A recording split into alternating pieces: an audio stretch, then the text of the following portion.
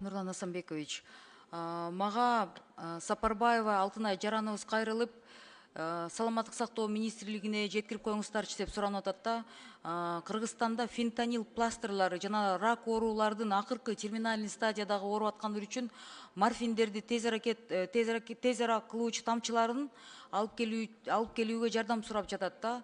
Негедир бул маселени уже бир нече жолу парламентте да айтылды. Мен ойлойм да, менин улам көтөрүп жатабыз, бирок улам токтоп атат да. Анын кызы 4-нчи стадиядагы бөйрөк рагы менен ооруп, метастаздар өпкөгө, лимфа түйүндөрүнө жана сөөктөрүнө таралган дейт.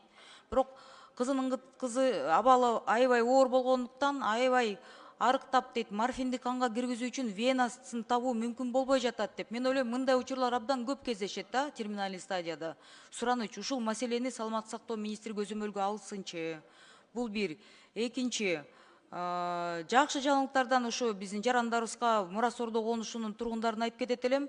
Буюрса деген 2 жылдан бери көтөрүлүп айтылып жаткан маселебиз ФАПтын жылуулук системасы боюнча чечилди. 1 миллион 300 сом ошол токтоп калган каражатыбызды таап кайра бөлүп, бул маселени май, июль айларында бүтүрөм деп атат ремонтун. Мен ойлойм, мэрия жетишет болуш керек деп кышка чейин ал жерде биздин кыздарыбыз, энелерибиз, апаларыбыз үшүбөй дарыланышат деп.